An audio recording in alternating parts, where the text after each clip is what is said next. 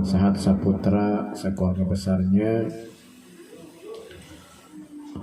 rekan-rekan mubalighin, mubalighuh dai-dai thariqah Qadiriyah Naqsabandiyah, pondok pesantren Suryadaya, sesepuh khotaman dan manakiban di tempatnya masing-masing, pembawa acara yang saya hormati, ikhwan dan ahwat thariqah Qadiriyah Naqsabandiyah, pondok pesantren Suryadaya rahimakumullah. Alhamdulillah kita sudah masuk bulan Safar.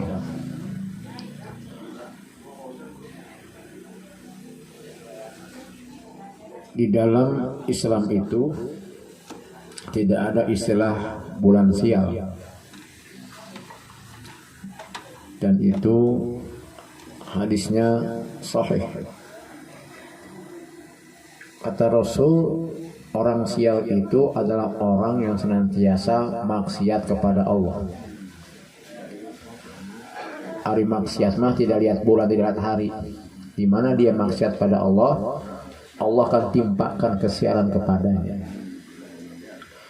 Adapun Safar sebagai ikhwan dan ahwat thariqah Qadiriyah Naqsabandiyah, pondok pesantren Suryadaya, insya Allah tidak mengartikan Safar ini sebagai bulan sial, tetapi bulan yang penuh dengan kewaspadaan. Bulan zona merah level 4 gitu.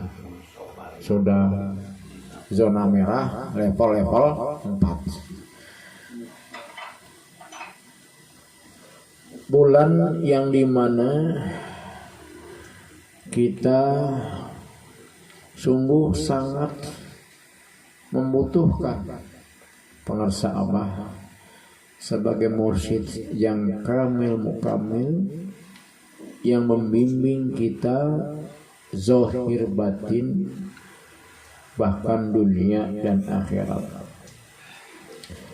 Karena pada bulan ini adalah bulan yang penuh dengan kewaspadaan, dan kita tidak tahu apa yang terjadi di bulan ini, apa yang Allah turunkan pada bulan ini. Yang tahu itu adalah mursyid. Maka kita butuh kepada beliau. Dan butuhnya kita kepada pengersa Abah itu termaktub dalam kitab Jami'ul Usul fil Awliya, di mana dikatakan di situ, yahtaju ilahin nasu indal ittirar fi tabini ma khufiya minal umuril muhimmati wal asrar. Di dalam kitab Al-Quran surat Al-Kahfi ayat 66, di mana Allah Subhanahu wa taala menceritakan tentang kisah Nabiullah Musa alaihissalam bertemu dengan hamba Allah yang kita kenal dengan Nabi Khidir alaihissalam, di mana beliau berkata dalam ayat tersebut, qala hal attabi'uka ala an tu'allimani mimma ulimta rusda. Berkata Musa,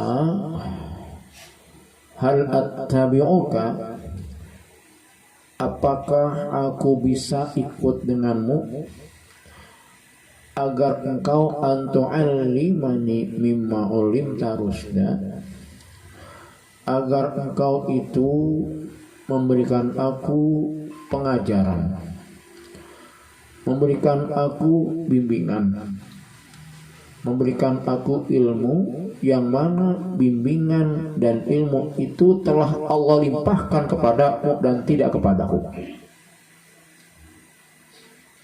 Padahal kita ketahui bahwasannya martabat, maqamat dari Nabiullah Musa alaihissalam itu termasuk dalam ulul azmi, nabi yang memiliki maqamat yang tinggi dibandingkan nabi-nabi yang lain, termasuk baginda Rasulullah Muhammad sallallahu alaihi wasallam. Maka ketika Nabiullah Musa alaihissalam menyampaikan niatnya itu, berkata hamba Allah ini, qala ya Musa, kafaka bi Taurati ilman wa bi bani Israila syukran. Wahai Musa, engkau telah Allah berikan kitab Taurat, maka cukuplah kitab itu sebagai rujukan ilmumu. Cukuplah kitab itu sebagai pandangan hidupmu. Kenapa engkau perlukan aku? Wabi bani Israel syukran, engkau itu punya jemaah yang banyak. Umatmu Bani Israel itu sudah turun temurun. Kitab engkau sudah punya, ilmu engkau sudah cukup, bahkan umat pun kau diberikan Allah banyak. Kenapa engkau butuh kepadaku? Maka Nabiullah Musa SAW menjawab, faqala jawabuhu, innallaha amarani bil istifadati wal irtirsadi minka fala tamna'ni. Sesungguhnya Allah itu telah perintahkan kepadaku untuk mengangkat engkau sebagai guru dan sebagai mursyid. Fala tamna'ni, maka janganlah engkau melarang aku.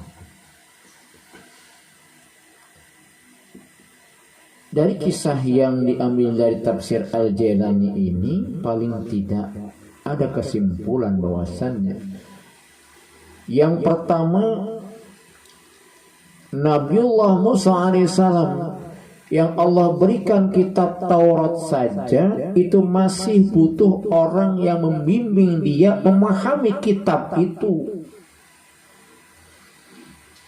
yang mengajarkan bagaimana dia bisa mengaplikasikan kitab itu.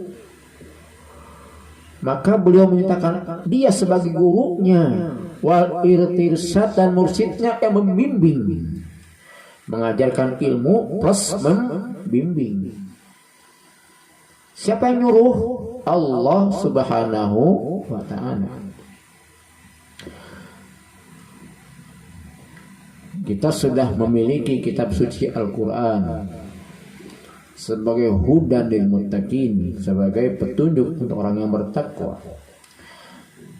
Kita sudah punya al-hadis, sabda Rasul sallallahu alaihi wasallam, dari martabatnya itu mutawatir, sahih, hasan sahih. Banyak ribuan hadis, puluhan kitab besar yang menjelaskan tentang hukum-hukum. Belum ijma dan kiasnya. Tinggal klik di internet, browsing, itu keluar semua yang kita inginkan apa.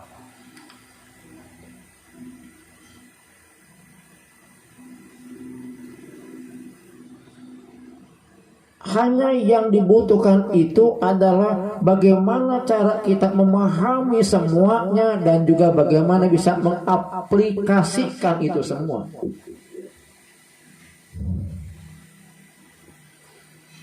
Itu yang sulit.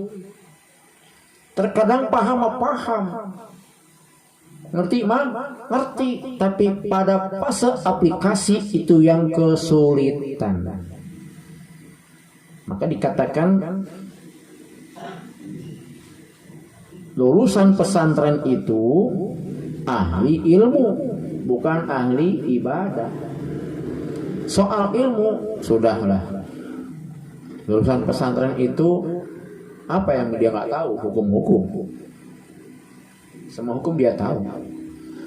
Tapi ketika pada fase aplikasi belum tentu. Terkadang orang yang tidak pernah ke pesantren malah bagus aplikasinya.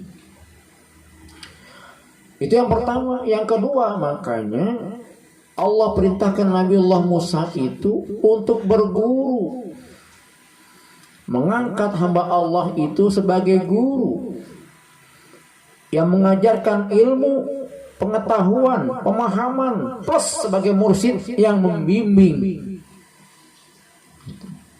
Maka dalam tafsir itu dijelaskan, may yahdillahu fahuwal muhtad wa may yudlil falan tajid lahu waliyan mursida. Ada wali, ada mursyid. Yang kaidahnya itu setiap mursyid pasti wali, tetapi tidak semua wali itu mursyid. Jadi apa itu wali, apa itu mursyid? Kalau wali, ma yuwalla amruhu bisyafa'ati yunqizahu minad dhalal al-fitri wal wabal al-jabali. Yang artinya kalau wali itu yang diwakilkan Allah, yang menjadi wakilnya Allah dalam segala urusannya, bisyafa'ati, yang memberikan syafaat. Nah, ini yang disalah tafsirkan oleh orang-orang yang tidak bertariqah. Kok wali itu ngasih syafaat?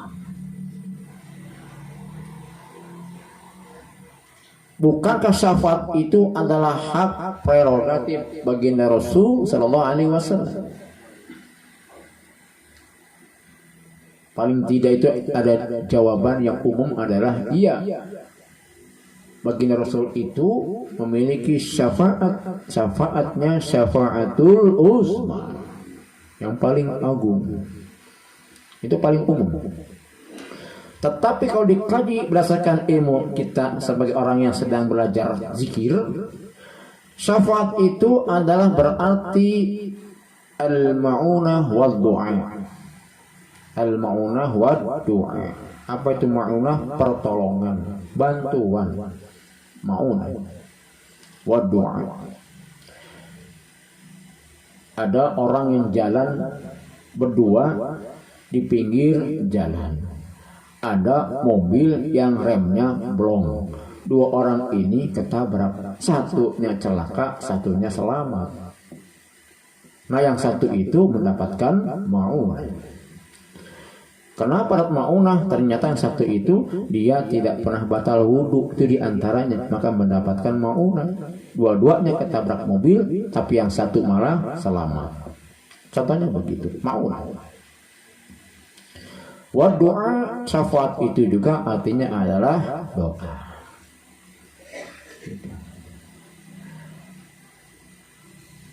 Apa tugas wali? Tugas wali adalah liyunqizahu minad dhalal fitri wal jabal al wabali, yaitu untuk menyelamatkan manusia dari kesesatan fitrahnya. Kita ini punya fitrah nih. Makanya agama kita agama yang fitrah, sesuai dengan fitrah kita. Hanya karena memang dalam tubuh kita ada 4 unsur yang kita sering berdoa, Allahumma lakal kullu wa bikal kullu wa mikal kullu wa ilaikal kullu wa antal kullu kullu birahmatika ya arhamar rahimin. Al kullu itu adalah ruh, nafsu, qalbu, akal. Semuanya ini adalah abstrak. Ya, ruh abstrak, akal juga abstrak. Yang konkret itu jari kita, mata kita, rambut, badan, kulit, itu namanya konkret. Konkret. Yang tidak kelihatan adalah abstrak. Akal, qalbu, ruh, nafsu, itu kullu. Itu fitrah kita. Nah, dalam Al-Quran itu Allah jabarkan masalah kefitrahan kita itu. Maka dikatakan kita ini makhluk fitrah, agama kita pun sesuai dengan fitrah kita, yang akan menyelamatkan fitrah kita itu. Apa di antara fitrah kita? Banyak Pak, dalam Al-Quran itu dibahas oleh Allah. Di antaranya, a'udzubillahi minasyaitonir rajim, fa ammal insanu idza mabtalahu rabbuhu fa akramahu wa na'amahu fa yaqulu rabbi akraman. Manusia itu kalau dimuliakan, diuji oleh Allah dengan kemuliaan dan kenikmatan, maka akan mengatakan, lihat tuh Tuhanku cinta padaku tuh. Itu kan fitrah kita. Kalau kita sedang merasa nikmat hidup, dimudahkan rezeki, terasa Tuhan itu dekat dengan kita. Betul ya?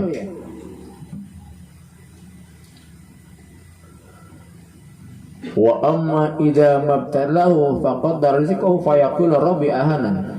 Tetapi ketika saat itu kita dibatasi rezeki kita, dikurangi rezeki kita mengeluh, kok Tuhan begitu kepadaku.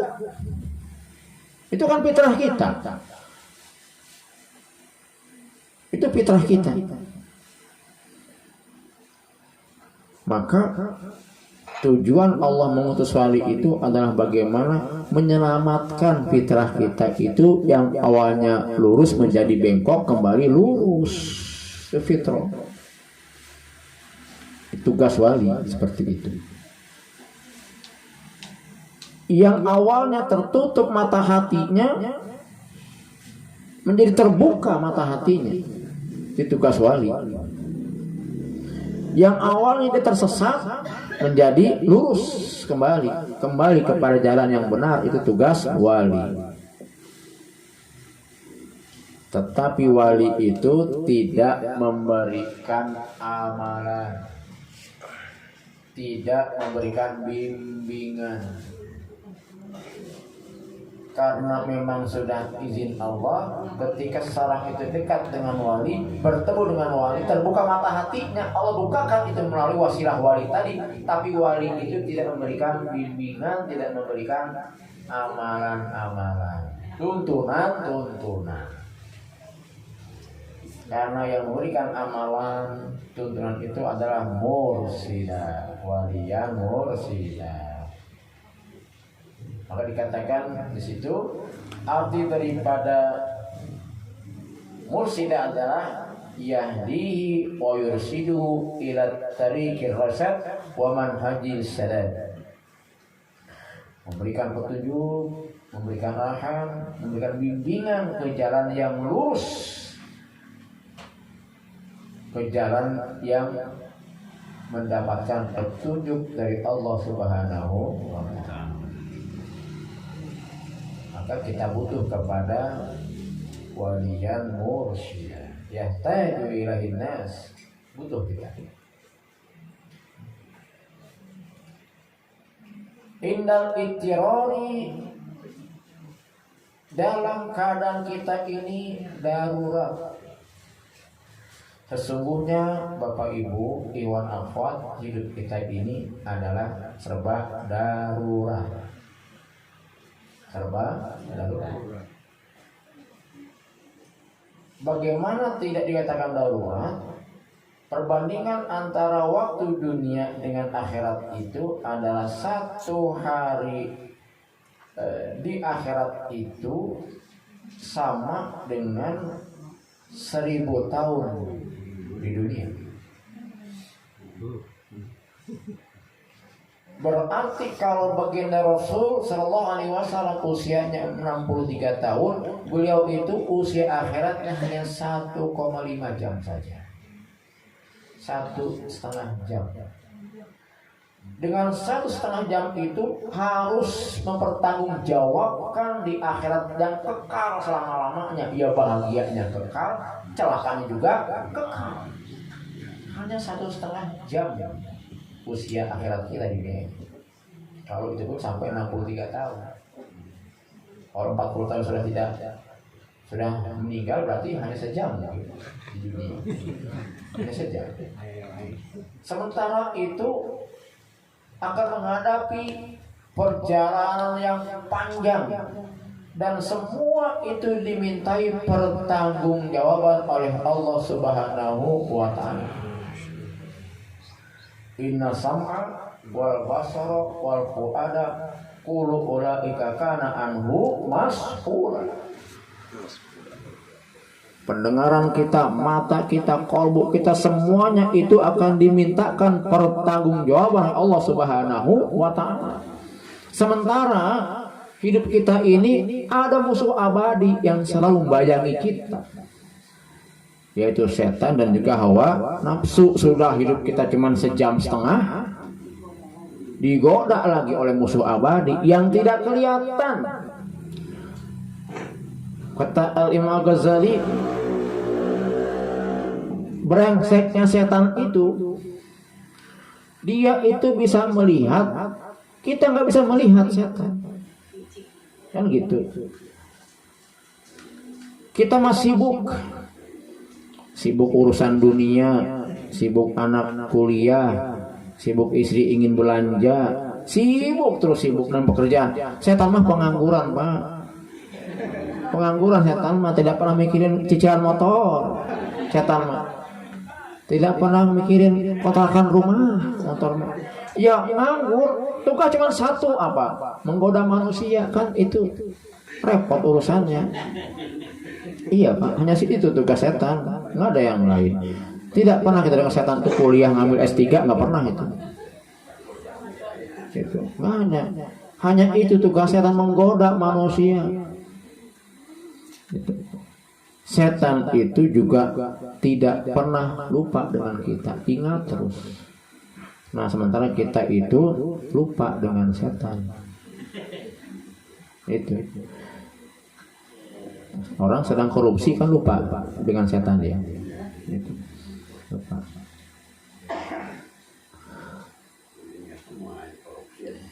Itu. Jadi sulit Pak.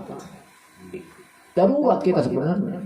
Sudah memang tadi kita punya fitrah yang begitu, kita membawa 4 unsur tadi yang berat, ya qalbu, nafsu, ruh dan juga akal.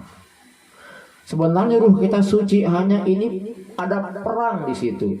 Ada nafsu, ada akal, ada qalbu. Yang menjadi biang keladi itu adalah nafsu. Menjadi pintu masuknya itu nafsu.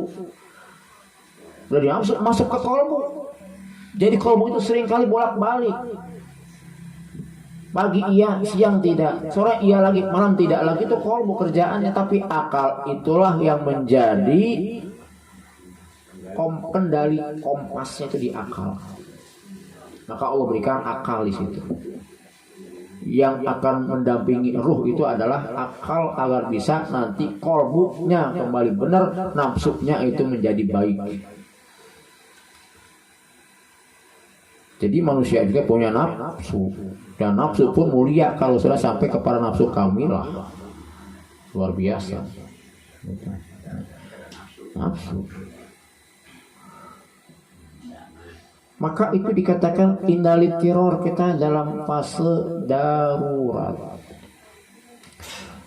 Setelah kita hidup, kemudian yang paling berat adalah ketika itu mengalami naz'ah, sakaratul maut.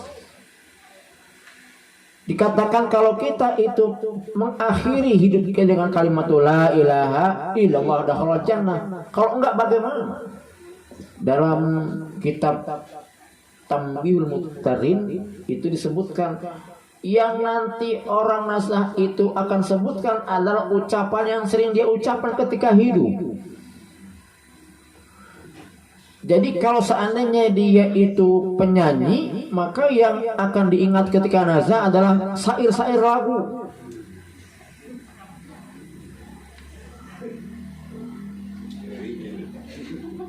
Iya.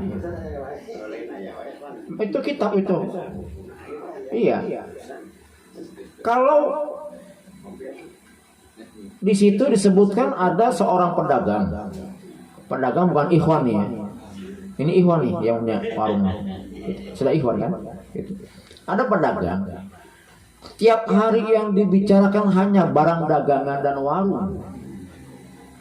Ketika sudah kumpul keluarganya, ketika sudah naz'ah, bukan kalimatul la ilaha illallah dari mulutnya, tapi itu warung siapa yang jaga? Itu begitu dalam kitab Tambihul Muqtarin. Memikirkan warung nggak ada yang jaga. Seperti itulah pada masa naz'ah. Jadi bagaimana? Darurat. Bayangkan hidup kita yang 1,5 jam ini, itu akan rusak dengan akhir kalamnya apa, dan akan baik dengan akhir kalamnya apa. Terlepaslah itu kita dari ruh, dari jasad, masuk namanya alam barzakh, alam antara dunia dan akhirat. Dikatakan dalam hadis, innal qabra baina manazilil akhirah fa in naja minhu fama ba'dahu aisara minhu. Kalau di alam barzakhnya ini dia itu sukses dalam testingnya, lulus dalam pertanyaan malaikat Munkar Nakir, maka setelah itu dia akan mendapatkan kemudahan dari Allah Subhanahu wa Ta'ala. Nanyanya bahasa Arab, ibu bisa nggak bahasa Arab? Wah, mau lulus belum? Mau lulus? Pan bahasa Arab pertanyaannya, ibu nggak bisa atau mau lulus? Aduh, kalau begitu mah Abu Jahal masuk surga, Abu Lahab masuk surga, kan bisa bahasa Arab Abu Jahal juga. Yang kan jawab itu adalah amal kita. Kalau tidak berhasil dalam fase itu, fama ba'dahu asyaddu minhu, setelahnya akan lebih sadis lagi, lebih berat lagi. Itu baru fase alam barzakh. Setelah yaumul akhir dibangkitkan, itu namanya yaumul ba'ats. Mulailah itu perjalanan yang sangat panjang dan melelahkan. Dikatakan di situ manusia itu menunggu sampai 50.000 tahun menunggu sidang tahun akhirat. Yahsyurun nas yaumil qiyamati khufatan uratan gurlan. Dibangkitkan itu dalam keadaan tidak berpakaian, tidak bersendal, dan tidak berhitam. Tidak pakai pakaian selembar pun. Mungkin anak muda berpikir asik nih, gitu ya. Dalam hadis itu disebutkan semua orang yang ada di padang mahsyar itu semua tatapannya kosong. Kosong semua. Dan semua itu dirasuki rasa takut kecuali orang-orang yang beriman, kata Rasulullah. Orang yang beriman itu ketika di padang mahsyar, ketika manusia itu menunggu sampai 50.000 tahun, orang beriman itu lamanya seperti lamanya sholat. Kira-kira kalau sholat itu berapa menit, Bu? 10 menit. Kalau nggak ada acara. Ada acara mah langsung tuh 5 menit, 4 menit beres. 4 menit beres itu sambil tahu pakaian apa yang mau dipakai. Itu. Sendal yang mana, dompetnya di belah mana, itu sampai 4 menit sudah tahu semua itu. Program ada dalam sholat semua. Itu. Beres sholat langsung ambil baju yang warna ungu, sendal di sini, dompet di sini, tahu semua beres itu. Seperti itulah kata Rasul, jangan takut kata Rasul pada sahabat. Kalian itu orang beriman tidak selama itu. Dan kalian itu ketika dibangkitkan dalam keadaan kaki kalian itu berpijak. Orang kafir itu berpijak dengan kepalanya. Jadi kepala di bawah, kaki di atas. Itu orang kafir. Bayangkan ya. Kalau kita masih alhamdulillah masih dengan kaki pijakan kita, mereka tidak. Dengan kepala mereka, kaki di atas, kepala di bawah. Naudzubillah min dzalik. Bahkan bukan itu saja, wajah mereka pun bukan manusia. Sudah wajah binatang.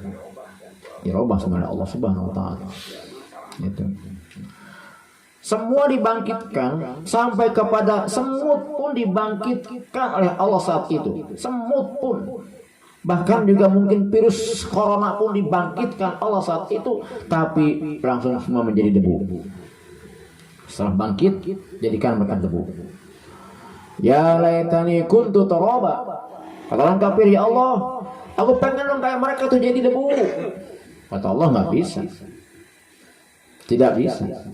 Semua itu akan dimintai pertanggungjawaban. Itu masih di padang mahsyar itu. Belum yang mau hisab. Ya ayyuhal insanu innaka kadihun ila rabbika kadhan famulaqi. Ya ayyuhal insan, wahai manusia, engkau itu di dunia berusaha keras, engkau ibadah kepada Allah, engkau tunduk patuh pada Allah, ingin bertemu dengan Allah, famulaqi, engkau akan bertemu kepada Allah. Fa amma man utiya kitabahu biyamini fasawfa yuhasabu hisaban yasira. Ada orang yang diberikan kitab di tangan kanannya, hasil ibadah di dunia diberikan tangan kanannya, fayuhasabu hisaban yasira, maka akan Allah berikan itu hisab yang sangat mudah. Wa yanqalabu ila ahlihi masrura, maka kembali kepada ikhwan-ikhwannya, kaumnya, umatnya, masrura, dengan penuh kebahagiaan. Oh, aku di tangan kanan kitabku. Balik ke komunitasnya, kumpul dengan komunitasnya, merasa bahagia dengan hasil amal di dunia, diberikan Allah kitab di tangan kanan.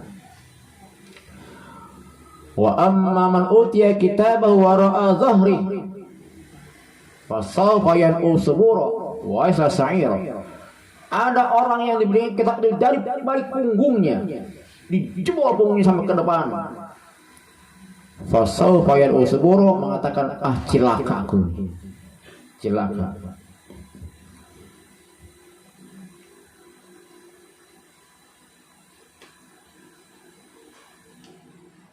Wa yasla sa'ira, maka orang ini akan masuk ke dalam neraka sa'ir.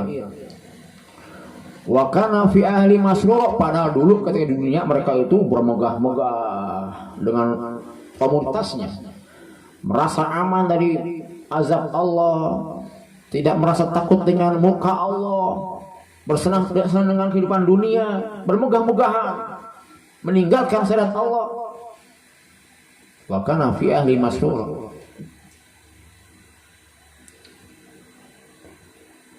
Wa zanna alayyahur, mereka tidak mengira akan seperti itu, akan dibangkitkan oleh Allah, akan dihitung segala amal di dunia. Itu masih di yaumul hisab, belum nanti ke mizan. Ada lagi yaumul mizan. Faman khaffat aman saqulat mawazinu fahuwa fi syatir radiyah. Sudah celaka dia mendapat kitab dari baik punggungnya, di mizan lagi, ditimbang lagi. Kalau yang timbangannya berat kebaikannya, fahuwa fi isyatir radiyah. Yang celaka faman khaffat mawazinuhu fa ummu hawiyah. Yang ringan timbang kebaikannya, fa ummu hawiyah, maka kembalinya adalah neraka hawiyah. Nauzubillah min dzalik. Masih banyak, masih panjang lagi setelah itu apa? Melintasi jembatan. Itu yang paling berat. Berapa ribu tahun lewatnya itu. Dan itu di atas titian yang rambut dibelah 7, yang tajamnya lebih tajam daripada pedang. Di bawahnya itu neraka jahannam. Pertanyaannya adalah kenapa kita butuh kepada wali mursyidah dan kondisi yang dalam ini fi tabyini ma khufiya minal umuril muhammadi wal asrar, untuk menjelaskan sesuatu yang kita nggak paham. Tadi itu contoh Nabi Musa alaihissalam, kita nggak paham, kita tahu ilmunya, kita tahu ini pengetahuannya, bagaimana aplikasinya kita nggak paham. Terkadang kita paham juga tidak mampu untuk mengerjakannya. Tahu kita itu ada sholat duha, tapi tidak mampu mengerjakan sholat duha. Tahu kita sholat isyraq, tapi tidak mampu mengerjakan sholat isyraq. Tahu, tapi ketika mengerjakan kita nggak mampu. Disitulah dengan adanya walian mursyidah itu diberikan kemampuan. untuk mengerjakan itu. Sudah tahu kita, sudah paham kita, dan kita diberikan kemampuan oleh Allah melalui barokah karamah pengesabah sebagai walian mursidah. Maka sesungguhnya itu yang kita butuhkan. Wabil khusus pada bulan Safar ini adalah bulan penuh keterhati-hatian. Zona merah level 4. Baca istighfar yang banyak. Karena yang menjadi masalah hidup kita adalah banyaknya dosa. Banyaknya dosa. Dengan Safar ini kita perbanyak istighfar. Ini saja, semoga bermanfaat buat kita semua, dan semoga kita diberikan kekuatan istiqomah ibadah kepada Allah melalui amaliyah Thariqah Qadiriyah Naqsyabandiyah Pondok Pesantren Suryalaya, dan kita diaku murid oleh pengesabah. Amin ya Allah ya alamin. Hadanallah wa iyyakum ajma'in. Ahlul kalam. Assalamualaikum warahmatullahi wabarakatuh.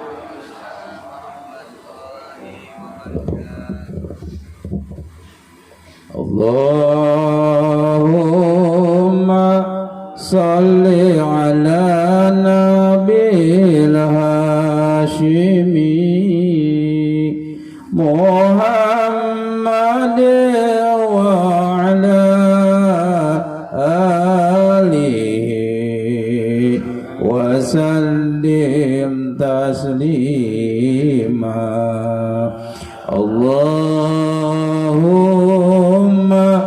salli ala nabil hashimi Muhammad wa ala alihi wa sallim taslima. Allahumma salli ala nabil hashimi Muhammad wa ala alihi wa sallim taslima.